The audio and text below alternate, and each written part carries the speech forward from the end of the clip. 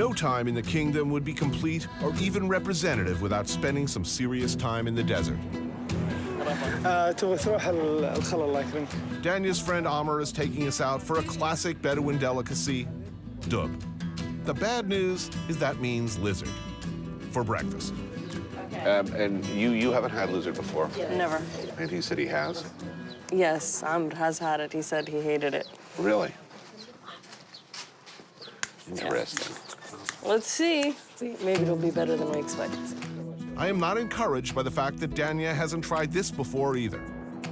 So do you go around basically looking for the hole, Yeah, right? we're looking for the hole, and scorpion live in the same hole with the lizard. Wait a minute, who lives in it? Scorpions. Scorpion, together. Scorpion together? Yeah, Oh, together. it's a party. So if you put your hand, you watch up, maybe you will get a sting from the scorpion. They defend each other. Oh, really? Yeah, yeah. There will be a half-assed attempt at demonstrating how they are hunted, basically by jamming this half-stunned, tormented creature into a hole and then dragging him out again. I think we're on very dubious ethical ground here. No, they, All right. Time for brunch. Start the hollandaise, boys. The unfortunate reptile's charred on open flame, then chopped into chunks and tossed into a pot, where he simmers for hours with a lovely stew of tomato and onion. Are you excited? I will not even touch it. You're not having any? No. Not even a little bite? Ah, okay. I will close my eye.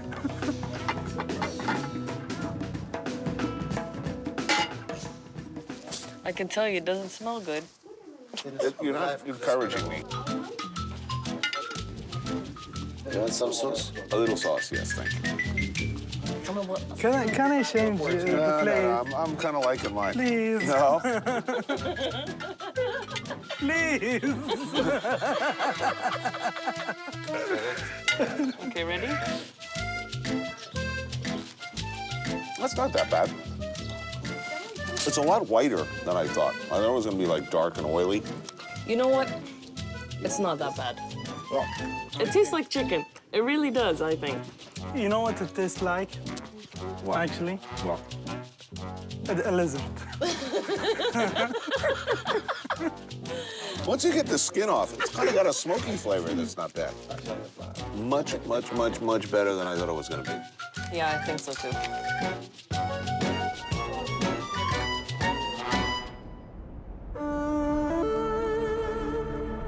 Cuisine, culture, and daily dress are all in some way reflective of the harsh landscape and great distances just outside the city limits. The country is 95% desert.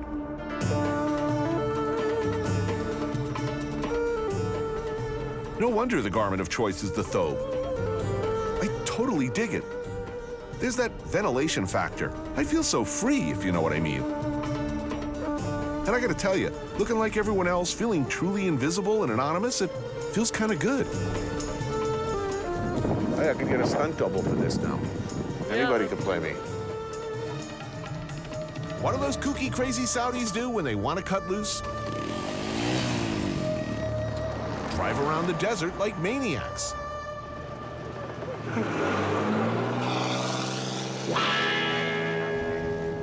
A hobby possible in a country where gas is less than $1 a gallon.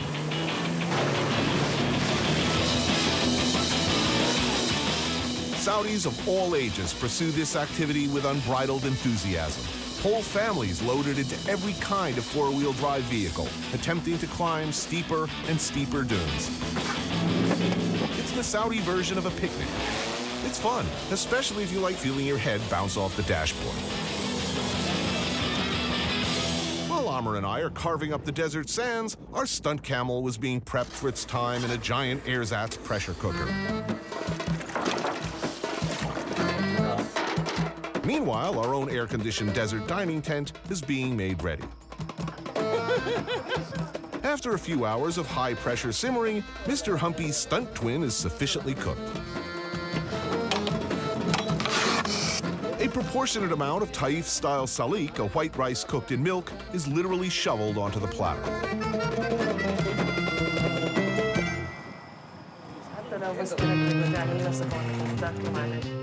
Looks like a huge prehistoric animal. It's a party-sized roast. Yeah, exactly. An imposing heap of food, but camel's not a dish that is eaten in small groups. If you want to make a dent, I suggest inviting a crowd of at least 20. Ours is shared with Danya's friends and family, a few passers-by, fellow desert motorists, and of course, my new bestest pal, Amr. This is a camel that you kill, and he suffers so much. Yes, but I draw his spirit into my body. Again, serve in the middle and have at it with the hands. This is the hump, and the meat end of the hump is so tender. He will cut you. Surprisingly, the camel is tender, relatively lean for the most part, and delicious. He said that's some of the best. Oh, yeah. This is like not goat. This is like a leg of lamb. This is very kind of delicate. I honestly thought it would have a much stronger, gamey kind of taste. I don't know why, but that's just kind of what I thought it would taste like. I thought so too. It's not like that at all. No, it's not. Our tradition is full of stuff that encourages people to go out and share. It's rude for us not to take care of our guests. Well, now you've had camel. Yeah, we'll have some more soon. This definitely beats the lizard breakfast by a mile. In fact, it's damn good. Camel, the other white meat? Maybe so.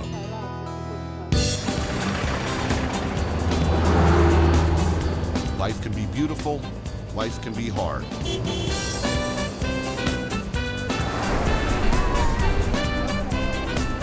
A beach and some fresh seafood, and I'm a happy man. But I was a little concerned when I heard the government of Ghana, very anxious to make a good impression, was sending their Minister of Tourism to be my host for the day. I needn't have worried. Minister. The man himself, Tony, welcome to our paradise in Accra. Very nice. Beach welcome. Perfect. Minister Jake, as just about everybody calls Jacob Okanka, wasn't packing any promotional literature. He turns out to be a thoughtful, fun, and down-to-earth guy. So what are we doing today, other than enjoying ourselves at the beach? That's pretty much what we're doing? Yes. So we're going to watch the fishermen and the local canoes. They're hacked out of logs. So there's a whole log, and then they chisel it out and make their boats. But hopefully we'll be able to get some fresh fish. And then once we get the fresh fish, we'll be able to grill some as well. Outstanding. Tony, my wife Esther. Very pleased to meet Our you. hostess for the day. Welcome, yes. Ah, yes. Oh, there we go. There we go. Oh, man, they just surf right in. Whoa! Now, this is a big boat, you know? Yeah. It's not a light vessel. No. If anything happens to you out there, that big ocean, it may turn over, but it won't sink. Now they're bringing in the net. The fishermen lay out the net, and as they come in off their boat, they bring the net in, and then you join in. When I was his size, I used to go down to the beach and help to pull in the nets. Yeah. And then they'll give me a few fish to take back to my mother. So if we pull, we get to eat? Yes, that's the normal thing.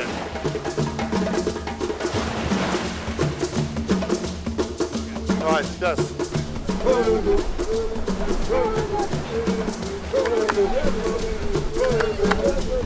See the boy just popping up there. Oh, all the way out, that yellow...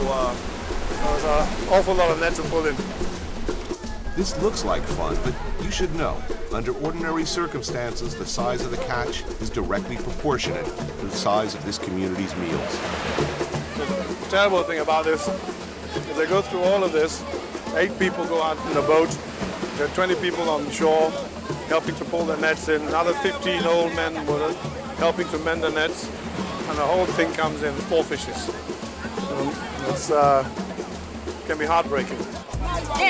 Today's a pretty good day.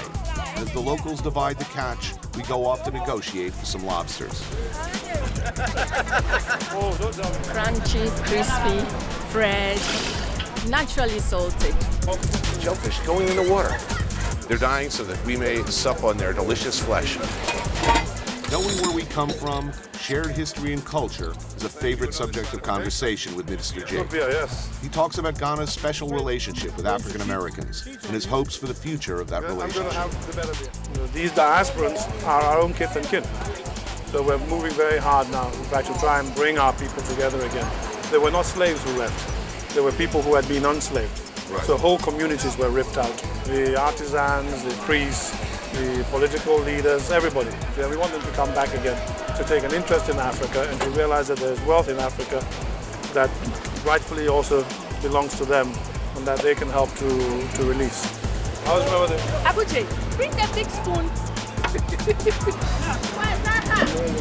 I think time has come for us to eat. Excellent, let's do that. Oh, very nice. Bon appetit. Thank you so much. Of course, nearly every Ghanaian meal has a starch component. Today it's kenke, made from lightly fermented cornmeal. The slightly sour flavor works brilliantly against my favorite part of the taste spectrum here. I'm obsessed with the peppers in this country. They're just so good. Okay. So what we've got 3 different types of peppers. We've got fresh red pepper ground with tomatoes and onions. This is pickled peppers.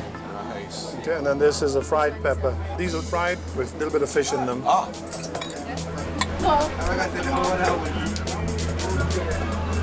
Superb. I love the pickled the best. Okay. Lobster, shrimp, red snapper, squid, cassava fish, and to my surprise, something I haven't eaten before. Barracuda. I do recommend the barracuda. All right. And for me, that is the king of fishes. Now, I've always been told by fishermen in the Caribbean that you can't eat barracuda. But let's find out. That is extraordinary. Yep. It's subtle, not too oily, nice meaty texture. These guys are aggressive though when they get big, aren't they? They get very big. They do tend to bite you if you They do. annoy them. They will savage you. Yeah. Man, that's good. Minister, thank you so much for showing me your country, this great slice of life, and feeding me so extraordinarily well. Though, any place with food this good and people this nice, I'm coming back. Terrific. Cheers. That night, we drive the dark streets of Accra to the famed Osu night market.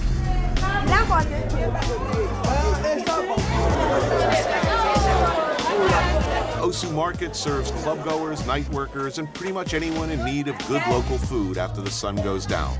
So everything starts after 5 until, say, 2 a.m. Some people from wakekeeping, some people from discos, wherever they're coming from. Yeah, everybody is welcome. Here, Auntie Grace is the undisputed market queen, settling conflicts and disputes as the situation calls for it. But she bears the mantle of power and authority with an easy smile and gentle manners. It is absolutely lovely to me, looking after me like, well, my own aunt. She looks into my heart and seems to know right away what I need. That looks really exciting. Surprise, it's pork. And that looks like belly, and I see some ear. Oh, there's all sorts of cuts. Oh, a little rib, yeah. What kind of stew? This is spinach. Spinach? Okay. You like it? I like it, sure. She has the beans. Sure, rice, beans, whatever you think is good. Spaghetti and everything. Whatever you think's good. Okay. Great, so this is spinach, pork, pepper, rice, beans, everything, all in one. And everything. So That would be great, thank you. Oh man, that's delicious. This is good stuff. All roads lead to pork. I've got a little bit of everything. She was cutting off some rib, a little bit of leg, some shank here, all heaped with this pepper, some stewed spinach, some beans. They look like black-eyed peas or pigeon peas. Seems like slow roasted. Fascinating, huh? Yeah. I actually get paid for this. I mean, I'd wonder too, why are they taking pictures of that man who's just eating pork and drinking beer? As far as markets go, good flavors, strong flavors, you know, spicy, really interesting combinations of spices. Food smells good, tastes good, and is amazingly fresh. Clearly, Auntie Grace knows her food and where to get the good stuff.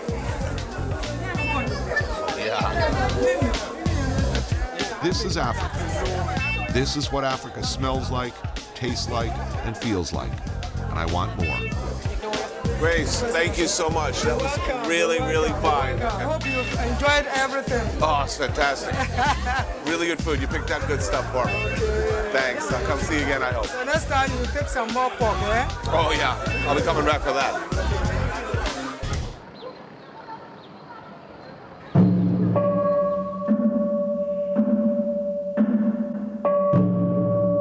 It's an odd kind of a drive for Vietnam.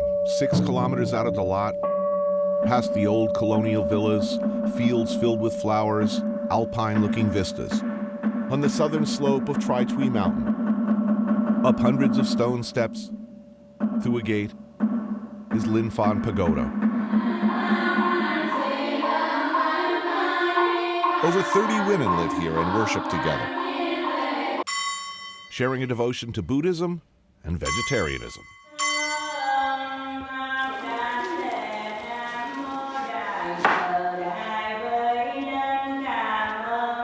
Let me introduce second nun in charge of this pagoda. Why vegetables? For the whole life, we are eating vegetable only. Only. Because we want to avoid all the elements of killing. If we eat the animal, we committed the sin of killing those animals. Even if you yourself didn't kill it, just by eating meat, you are responsible. Yes, that's true.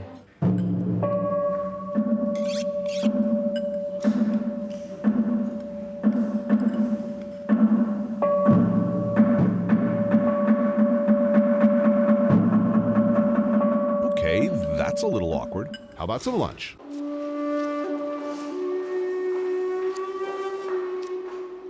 The nuns share the labor around here and work hard to coax surprisingly complex flavors out of their ingredients, even without the meat-based stocks so integral to most Vietnamese cooking.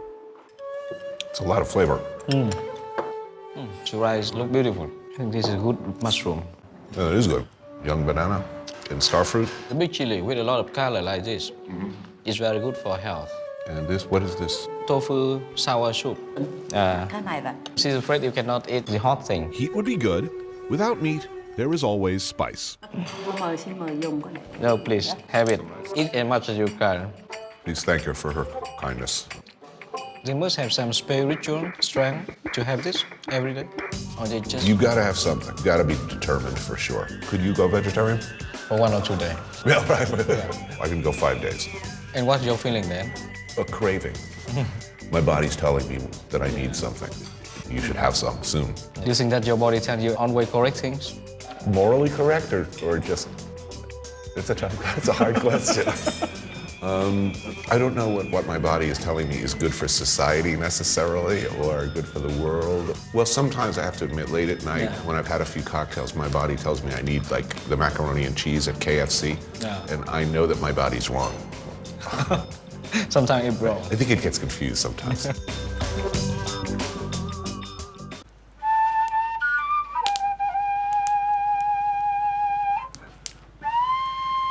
Not too far from the Cambodian border in Vietnam's Central Highlands. But ethnically speaking, borders never counted for much in these parts. Like many indigenous and tribal groups who existed long before the boundaries created after them, the Montagnards, as the French called them, have roots all across Laos, Vietnam, and Cambodia.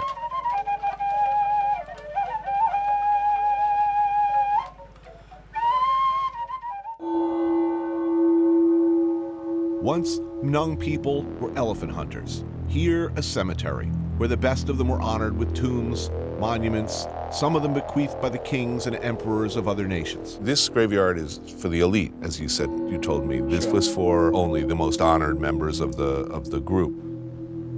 When we visit here, we burn incense at the king.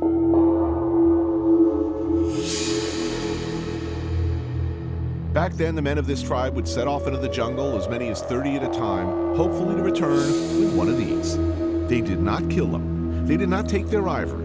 To them, the elephant was both beast of burden, friend, means of transportation, indicator of status within the tribe, unit of currency. In short, everything. After capture the elephant, they bring the elephant and have them get used to the life of the people. So they were not in the ivory business. They were not even 100 years ago, they were not killing elephants. Never. This is a traditional job of capturing the elephant, and now it is an endangered species. And now they cannot do that. There is a worry within the community about the job. Is there a place in a modern society for indigenous groups who wish to remain the same? Will this culture stay strong, do you think? May not be staying as long as they wish. The first Westerners to engage the Montagnards were French missionaries. Later, using their traditional hostility to central authority of any kind as common ground against the North Vietnamese, the French, and later the United States, armed, trained, and deployed these people as surrogate armies. 50 years later, it's no longer Special Forces officers dropping into these villages. It's another kind of invader.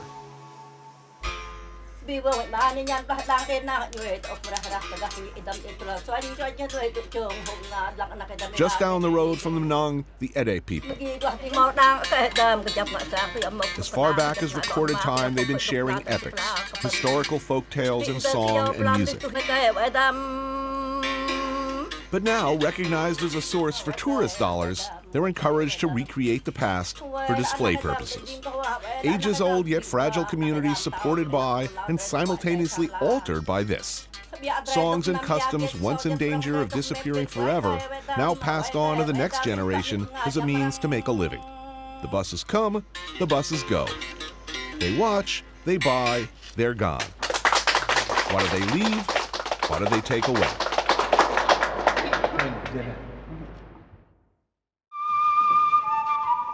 It's millenniums old. Nothing but the essentials. A family home. A wood fire. A meal. The family gathered. These are the Zeks. Ong, or grandfather, is an expert at crafting traditional Ede instruments. His wife, Bar, grandmother, at singing the old songs. There's that terrible moment sometimes when we're gathered around a family in a setting like this, the camera people getting ready, a few moments of silence and weirdness. The switch is broken, it keeps turning off. Our hosts will sometimes look up at us as if wondering, what should I do now? Is this what you expected? Can we reenact our lives for you? Only after the passage of time does everyone seem to relax a bit. And then we can begin. Why don't you tell us what we have for lunch here, if you could identify everything? In the middle is the most important. The name of this dish is lak.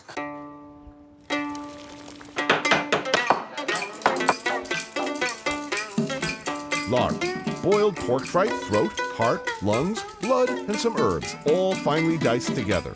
Mixed with garlic and cilantro, thickened with rice flour, and spiced up with red chili sauce. This is delicious. And this is bitter beet. Yeah, it's a little bit like... Bitter eggplant. Yeah, eggplant. And it's like a soup with fish in it also? It cooked with fish.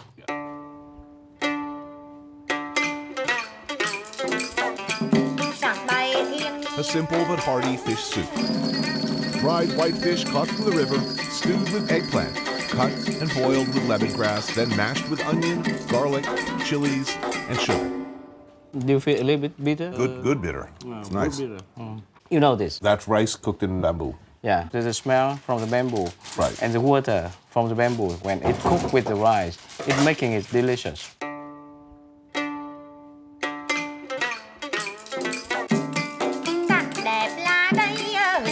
Rice cooked in bamboo, an ancient preparation born of necessity. The bamboo is stuffed with moistened rice and plugged at both ends with leaves, then grilled over the fire. Opening cooked bamboo takes a delicate touch. Best to let Bar step in. Ah, thank you. Oh, that's good.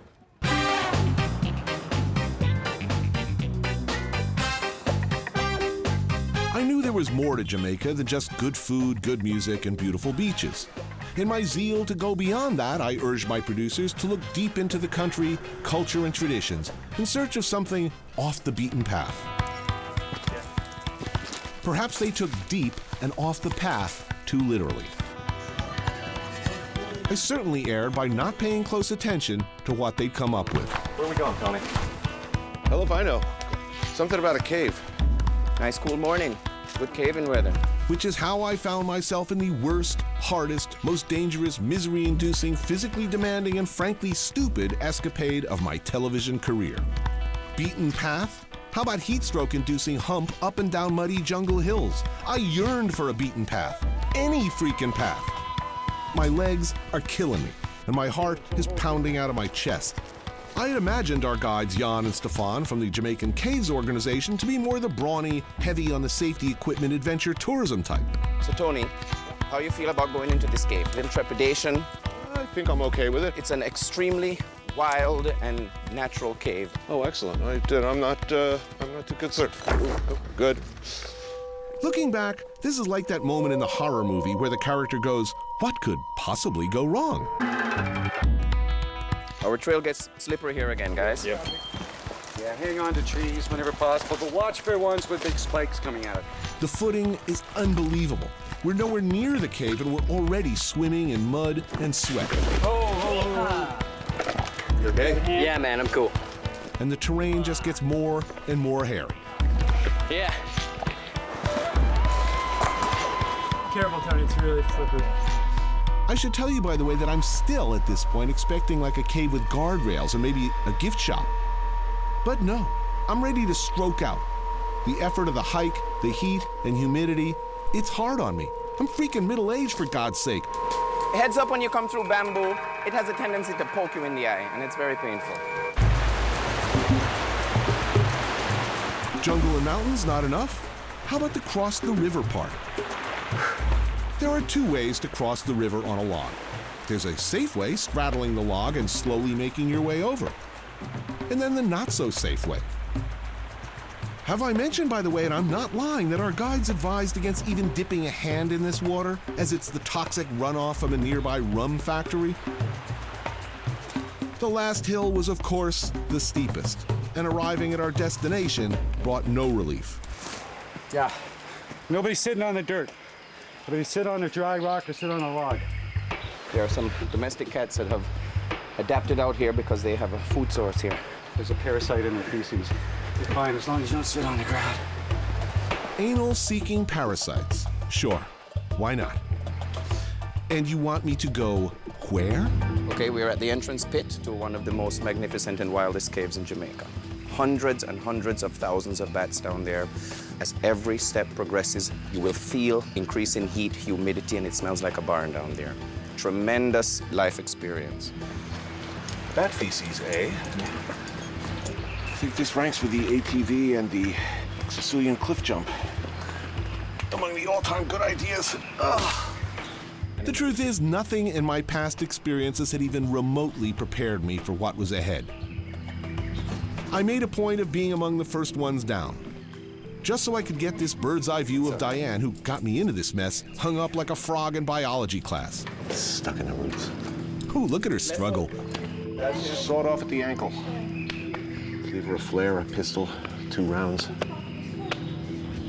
I'm actually enjoying this part. Would you put that? Will you right foot down a bit more?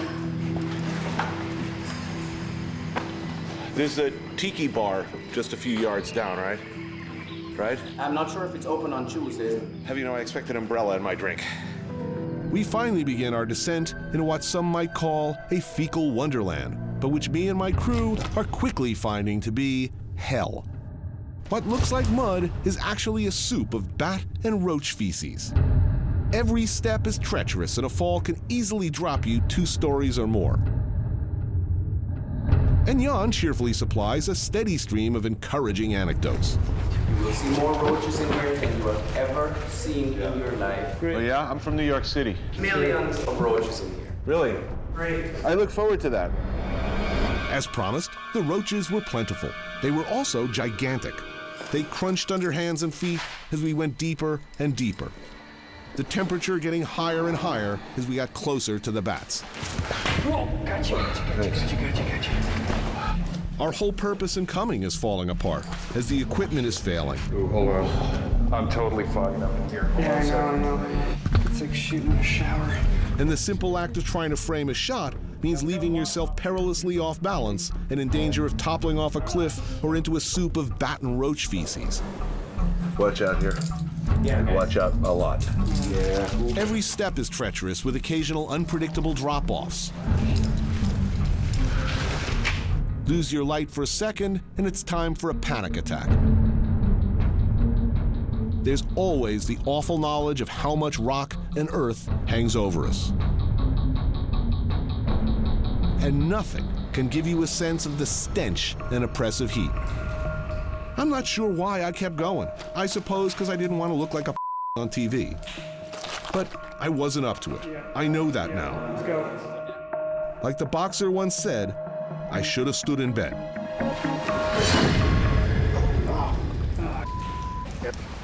That didn't sound good. And yet Bat Boy and his friends loved this. This is another day at the office for Jan and Stefan. Why does this place matter? Caves are essentially biological islands the same way that the Galapagos would be, because the invertebrates that live in the caves cannot travel overland from one cave to another. So you basically have, well, not unique species, but unique... But there is that potential, and probably that is the case, that some of the caves have species which have evolved from earlier species that had gotten in there, which are now only found in that cave. My tour here is over. It's back to the light for me. I'm told that this cave was, in fact, the safest of the 27 major cave systems in Jamaica. And I guess I should have known that there are no tourist caves here. But as I staggered back through the heat in a cold sweat, barely avoiding heat stroke to burn every scrap of crusted clothing on my body, I trust I've shown anyone looking for a cheap cave thrill while on Jamaican vacation that you should probably stick with a chaise lounge and a spliff. The Aztecs moved into what is now Mexico City around 700 years ago. An unwelcome bunch.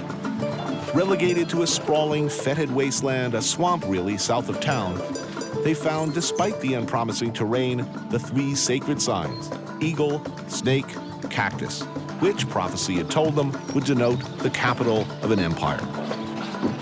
They filled in the swamp with floating cities and transportation canals, and their community metastasized into what is now Mexico City. So, where are we, Martin? This is Xochimilco. Before being Mexico City was Tenochtitlan, founded by the Aztecs. You mean the original Mexico City? Oh, yeah. It was all kind of like this? Yes. Instead of streets, they moved from one place to another through these water channels. These days, the remaining canals are a painfully slow means of transportation for farmers and local laborers.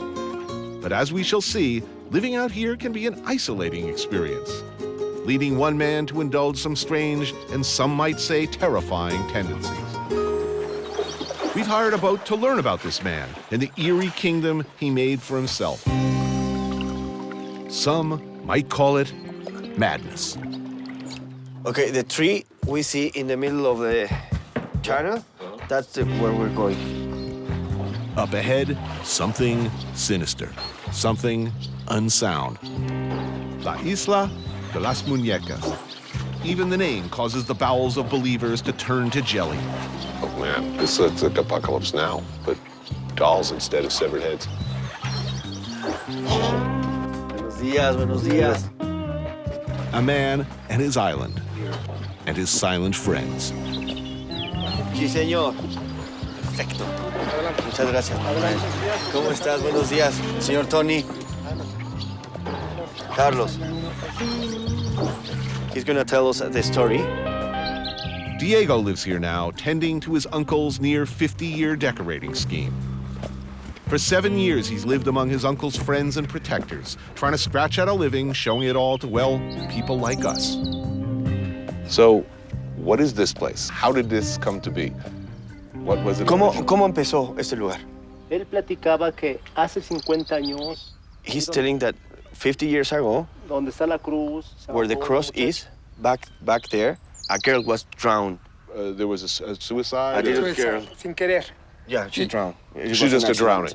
Exactly. Entonces la joven venía a espantar o a penar y mi tío aquí sembraba sus plantas, sus verduras, sus flores. And since she died there, she came back every now and then and scared people.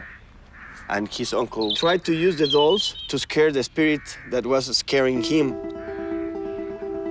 At first, plucking his dolls from the water at random, superstitiously believing that they'd protect him from the spirits of a dead girl, Diego's uncle began filling the trees and every available space with the creepy, ghostly carcasses of baby Rotsalot and unidentified torso Barbie.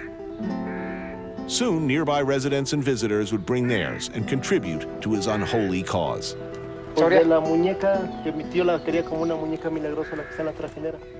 Then the strange thing about it is that his uncle died in the same area, not drowned, but a heart attack.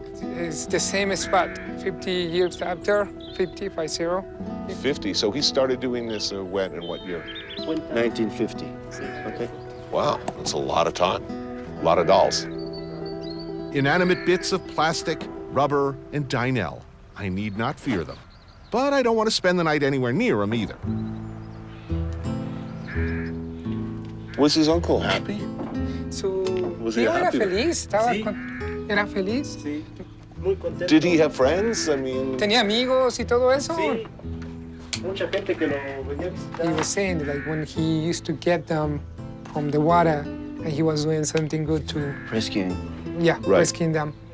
You know, the favorite one, there was a time that he used to put her on the bed and he used to sleep on the floor and he was so happy. So she got the bed and he got the floor. Yeah, exactly. Wow. The way I see it is like he thought that the dolls had a soul.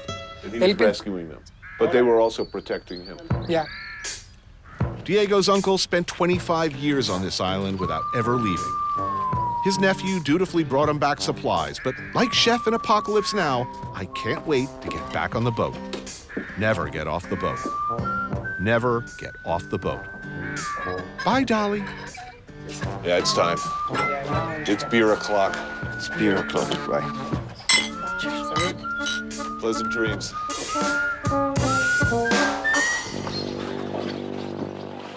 Back on land, it's straight to a local joint that's a traditional hub of social activity and philosophical discourse. Pulque, half refreshing beverage, half bukkake film, the fermented sap of the maguey cactus, and about as nutritious and delicious as Ryan Seacrest's love juice. Not that I know. Welcome to Xochimilco. Cheers. Here we are. Cheers. Pulque. The Pulqueria, formerly the exclusive domain of gentlemen of a certain type, generally poor, unemployed, or close to it, looking for a cheap buzz, a social kind of a place. Grab a bucket of plain or flavored and slowly drink oneself into a happier place. But it still have this texture like... The texture's problematic, but man, this is, that's infinitely superior to the plain. My previous experience with pulque ended up with projectile vomiting so fierce it rocked my toilet back on its bolts. This is not a light and frothy girl drink. This is man juice, in more ways than one. So wait a minute, what flavors do they have today? Pistachio? No, they have pistachio, nuez. What's nuez? Nuez is walnut. Walnut? Ostión is oyster. Wait a minute, oyster flavored? Oyster flavor. Man, you can't be feling good after like 6 glasses of oyster flavored pulque. Now, how many of these do I have to drink to get a buzz? Like 8 of them. 8?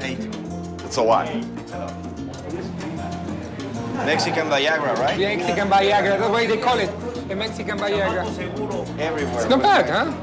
Yeah, if I'm lucky I'll get a lonely boner. Okay. Sweet lot of good it'll do me. I start with the guava and then oatmeal, and it's actually kind of delicious this time around. Like baby food that gets you slowly drunk. There is few drinks that they drink aguardiente, which is a stronger match. It's 100% alcohol. I know what that is. It's maybe tienen aguardiente acá, no? No, that's all right. Cheers. I gotta tell you, I'm liking this. It's pretty good. But you know, here's what's kind of freaking me out. Like, you know, you come in here, you grab a bucket, you start drinking this stuff. 4 or 5 hours later, you ain't anybody after that. Okay.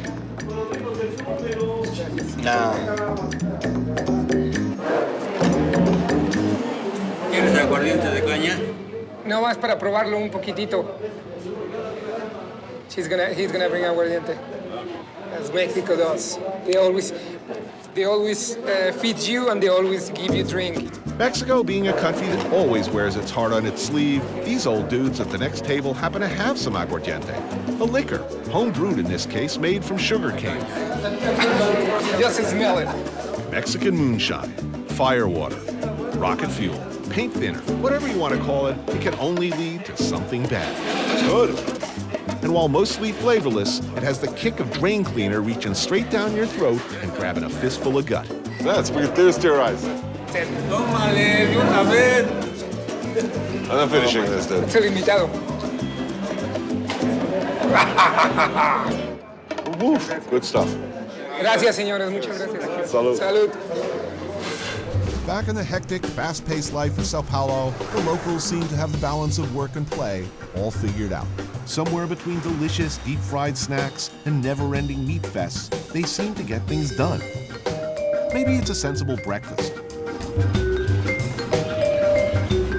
Though my head is bleeding fluid from the ears, my eyes grinding in their sockets like sand-crusted golf balls. Good morning, guys. I'm stopping by Bar da Santa to meet with my friends Renato and Priscilla. They promised to put me back together again. Oh man, I feel like two small woodland creatures are having sex inside my head. Only reason I know I'm in Brazil is my mouth tasted of caipirinhas when I woke up this morning. It's a very good sign. But that's why we are here. You get a coffee and pão na chapa. Pão na chapa. Pão na chapa. It's bread on the grill. Grilled bread. Yeah, to start your day. Pão na chapa, a simple, good thing. The local answer to bagel with a schmear.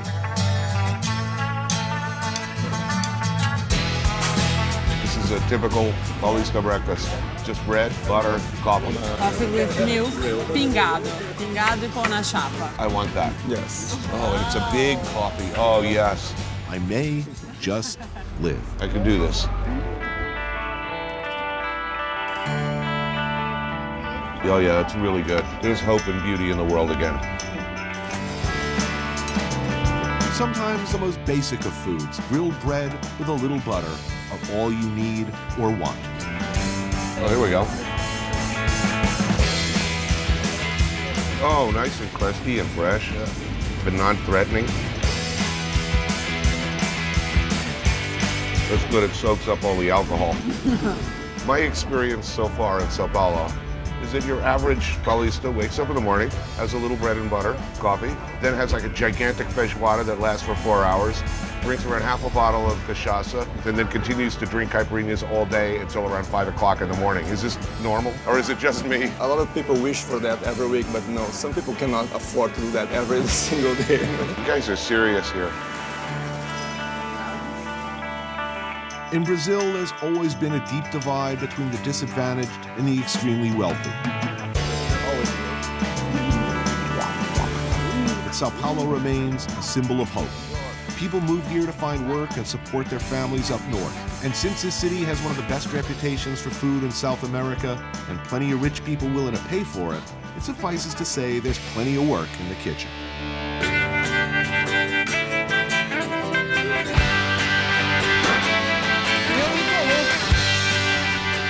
To the naked eye, the casual observer, the restaurant environment may seem like a congenial and eminently civilized environment. Where culinary professionals and their brethren out front serving their food honor a centuries-old detente. But here at Restaurant Leopoldina, scratch beneath that white linen, my friends, and there's a teeming undercurrent of blood rivalry. A boiling river of hot lava waiting to explode. Vamos ganhar dele de 10-0 amanhã, hein, Ali? Vamos ver, cara. Nós estamos preparados, hein? Quero ver, hein? While some employers offer group picnics or weekend retreats as a way of reinforcing community bonds, for these cooks and waitstaff, the outlet for blowing off steam and avoiding ugly cutlery-related incidents is the national sport, the national obsession. What you think about first when you think about Brazil nearly everywhere but America. Hey, Tony, here you're gonna see the battle. Kitchen versus floor, I love it. Well, yeah. I can tell you right away, I'll be rooting for the kitchen. Alex is taking me to the restaurant's weekly match. It's a serious game for serious players. All right, which is kitchen, which is... The kitchen is the team with shirt. Right. Who are the best players? The guy with black shirt. Yeah. He's a second cook. My own experience with what we call soccer was 2 years on the high school varsity team. I spent most of those seasons smoking on the sidelines, unhappy about the short shorts. I played in the worst high school team ever. I think we lost every single game we played. That's short career. It was a very short career. In my school, all the serious athletes would play American football. All the hippies and outsiders, we played soccer. These guys come from north of the country to work as a dishwasher. And guys started as a dishwasher, now they are chef. I started as a dishwasher. I like that system. The restaurant business has always been a home for misfits, for refugees, for outsiders. A welcoming place for people to make good. Nowhere more so than in São Paulo, where it offers opportunities for a whole previously unimaginable new life to people escaping crushing poverty in the rural north and south and west. Here, for many, many Brazilians, a job working as a dishwasher or cook or waiter or busboy in a fine dining restaurant is a dream, an answered prayer, a transformative event. I don't like to watch. I stay like, oh my God, I have to get in. I'll just wait right here and have a cigarette. Okay. É como se tivesse acabado empatado, e aí tem a cozinha. I'm afraid I won't be playing, Tracy, because of the grievous injury that you inflicted upon me in such shows as LA, in which you insisted that I get on roller skates. At which point I fell and tore my rotator cuff and injured myself so egregiously that I can't even hold my loved ones or dress myself. Lucky for you with my left arm, I could still eat on camera. Are you ever gonna let me forget that? No, no way. No? No. Have I mentioned in the last 5 minutes my terrible and near crippling injury is due entirely to your zeal in getting me to look silly on roller skates? If not, let me mention it again. Vamos fazer aqui o pênalti desse lado. As the guest chef, it's up to me to break the tie. Having not kicked the soccer ball since 17, if I snap my brittle ankles at this, they will be held to pay. All right, let's see. I watched the World Cup, no problem. All right, to the glory of the kitchen, here we go. Chef, please. Ah, chef! Kitchen! Okay, my team, the Cooks team, went on to lose the game, but hey, it wasn't my fault. I was busy shoving meat and drinks in my face. Was that wrong?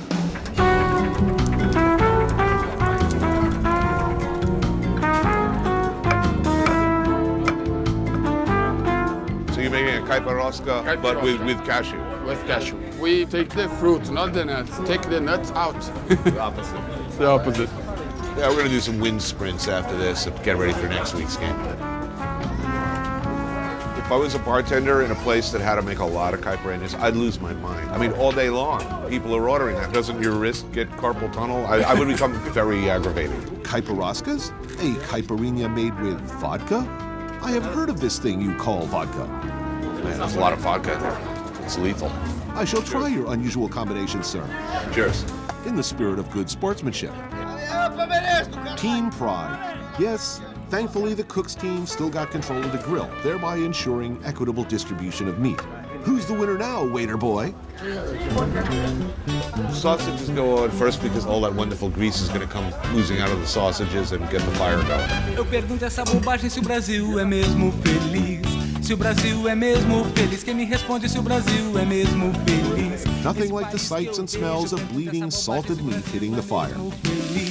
Se o Brasil é mesmo feliz, quem me responde se o Brasil é mesmo feliz? Esse país que eu vejo, do extremo da ponta do dedo do Monte Pascoal. Não dá pra ver da praia, não me admira que seja mentira real. Esse país que eu vejo.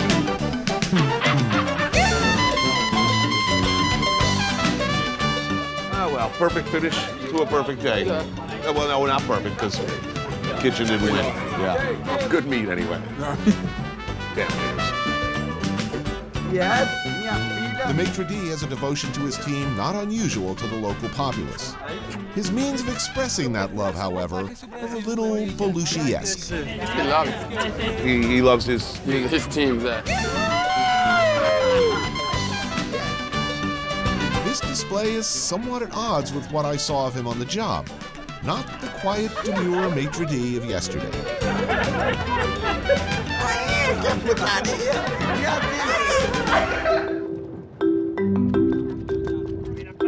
Graceful, skilled, patient, gliding like the silver surfer across a horizon of chocolate pudding. They seek cockles. The Gulf of Thailand is relatively shallow, low in salinity and rich in the kind of nutritious sediment that cockles like. And while these professionals make it look nearly effortless, I, unfortunately, will demonstrate precisely what a difficult, messy slog it can be. Let's do a traditional way. Yeah? The surfboard, so you don't have to go like Todd did. Really? I'll watch you. Whoa! Okay. I don't know if I like your plan, man. I like Todd's plan. See? See, this is much better. Oh, well, okay, maybe not. On your knee, it's easier. Yeah, I've heard that before.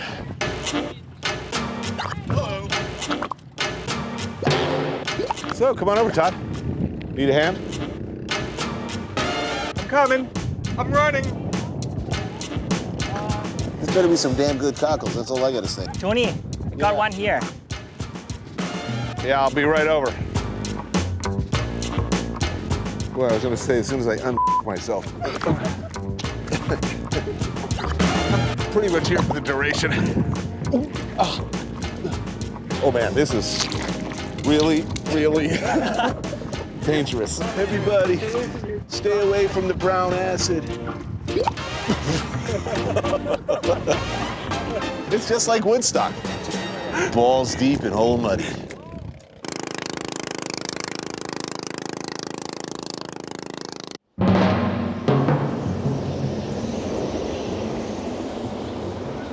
What we thought would be a quiet 15-minute trip over calm waters to a hut on stilts where we cook up our catch becomes an hour in leaking open boats, buffeted by waves until we're all soaked to the bone, bounced around and constantly in danger of foundering, until we arrive at a windswept platform in the middle of the rough sea, where we can't even tie up for fear of our boat smashing to bits on the pylons. Hope you guys are comfortable with the idea of spending the night here. But our skipper turned us back.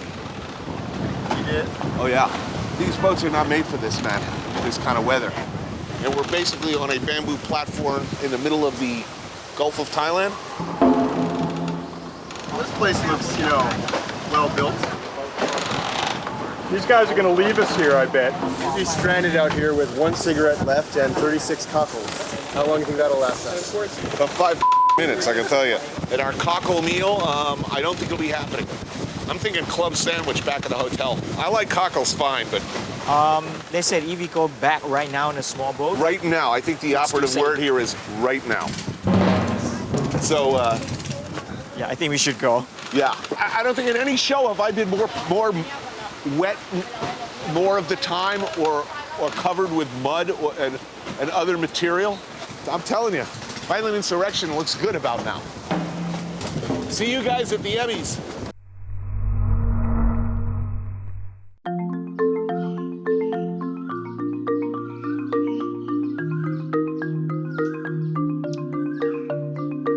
We're only 50 clicks outside of the capital, but right now, the rioting and unrest of Bangkok seem much farther away. Things in Thailand thus far not going exactly as expected. But a few minutes spent on the river watching life pass by puts things in perspective. Amphoe is an old market town on the banks of the Mekong River, home to a floating market which is yet to find its way into the guidebooks. It is, however, very popular with Thai tourists, who flock here for supper on the steps by the water's edge. They say this is the evening floating market. That's why it's busier and busier in the evening. So it gets busier than this? On the weekend, yeah. It's crazy busy. Ooh, tube size. But at Amphoe, it's all about the food. Market goers sit at steps leading down to the water. Call down your order, and when it's ready, the food is placed in a jerry-rigged basket and passed right up. A remarkably efficient system. Though the real action's down by the river, Gong and I have to make a quick detour. Remember the old lady at the station? She said this stuff was her favorite here. This is yam luom meat, the mixed salad, that the recommendation from that old lady from the train station. Old lady said it was good. Sounds like a plan. Shrimp, mussel, some mushroom, barbecue pork, fish sauce, lime juice, syrup, spring onion, chili, some vegetable. Taking a seat near the water, it's time to put old lady knowledge to the test. Okay, here we go. Nice. This is the cockle. Yam luom mid literally means mix together everything. And I can see why. Those are 2 good-looking plates of food. Oh yeah. See, this is the chicken feet. Mm-hmm. A little crunchy. The hot dog is sort of a weird addition. That's why they say it's a mixed salad. It's mixed. Mix everything. Well, we got our cockles finally, after all, huh? Well, that's really good. Almost worth digging in the mud for. But this is really fresh. I knew that old lady who knew everything. I'm thinking, what's the cake, the fried cake over there? I think it's a shrimp fried with some flour, the crispy one. Let me order that. พี่จ๋าขอกุ้งทอดที่หนึ่งน่ะ Yeah, that looks good. The sweet chili sauce. Yeah, that works. This shrimp cake is really delicious. It was all damn good. This is really high quality food. Fresh, vibrant, crunchy, delicious. Why would you ever eat in a restaurant when you could just kind of sit here and eat like this? I'm still a little cranky about what that guru guy said, but I'm in India, man, right? I gotta let it go. Maybe like all I need is a little time alone in the desert to like put things in perspective. So I'm off to the desert city of Jaisalmer to walk among the dunes and search for my inner Tony. And to get there, well, guess what? You gotta clock some time driving through the sand. And the best way to do that is take the bus. Cool. Even better, it's to take the top of the bus. Hi, welcome to Hollywood, guys. All right, this isn't the usual tourist conveyance. I'm always telling people to stay off the bus. Well, I was wrong about that. Open air, good friends. I think there's some food around here. We got music. Much better. Plus, I'm getting some rays. This moment right here is actually the happiest I've been in Rajasthan. Wind in my hair, barreling across the desert, friendly strangers playing music, offering me fruit. Hello. There's nothing like it. More the merrier. Oh, come on. This is much better than that. Yeehaw. Since we're driving a few hundred miles, it makes sense to stop off for a snack and, of course, a cup of chai. Essentially, chai is black tea with a lot of milk, some cardamom, and a heap of sugar. Everyone drinks it, and you don't have to look far for someone selling it. Starbucks, you got nothing on this place. Tea's delicious. This country smells good. I mean, it really does get in your blood. For a snack, there's dahi kachar, fried lentils and corn covered with curds and tamarind sauce. Ah, thank you. Good. It's yogurt or curd with fried wheat cake, crispy and spicy. Another thing about India, you tend to attract a crowd. Sit down, light up a beedi, and soon there's a press of the friendly and the curious. Yeah. Excellent. These cost basically like a fraction of a rupee each. I'm sure there's a lot of criticism. Look at he's smoking like a too. Oh, Jaisalmer? Jaisalmer is good? Is good, Jaisalmer? Yes. You go to Jaisalmer? No. 250 kilometers. 250 kilometers. Man, that's a long road. With that in mind, I get back on the bus for a few more hours in the desert. Have a brief change of transportation, and I end this long day with an outdoor meal. Some sunstroke from standing in the desert all day. I'm starving because I never managed to eat. A little dehydrated, so I'm thinking, I'm so hungry I'll eat vegetarian. A dhaba is a typical roadside pit stop for long-haul truckers and bus passengers like me, making the long run across the arid desert. And by typical, I also mean the food is vegetarian, something you get used to right quick in India. The variety of spices and sauces makes a huge difference here. Anyway, that'll take care of me, I'm thinking. First up, a few slices of paratha. Unleavened bread, usually stuffed with potato or unfermented cheese called paneer. Thank you. So this is the paratha of a potato, and this one is the paneer stuffed one.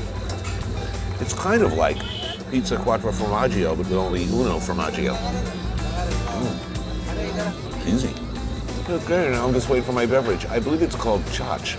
Chach is a little bit like buttermilk. It's made of curds and mixed with salt, cumin, and coriander. And it reminds me of that annoying sidekick to Fonzie. Salty yogurt. I don't know if I'm digging that. So I'm not into the chach. But the rest of the meal is pretty good. Actually delicious. Yet my experience with roadside meals has often painfully taught me what looks good on the plate may have less appeal in the morning. I'll most certainly be spending some quality time in the Thunder Bucket tomorrow. But I do feel more at ease by the praise offered by a stranger. Best in Jaisalmer. Oh, excellent. Good to know I have good taste. when you eat here? What do you eat here? As happens so often in India, a casual word, smile, or nod, and you have 10 new friends. But this is very beautiful here. And though tomorrow may be spent on an even longer journey, this time riding the porcelain bus, for now, I'm in good company. Thank you. Ah, finally, the great nothingness. Serenity now. Just me, the sand, and more nothing in every direction.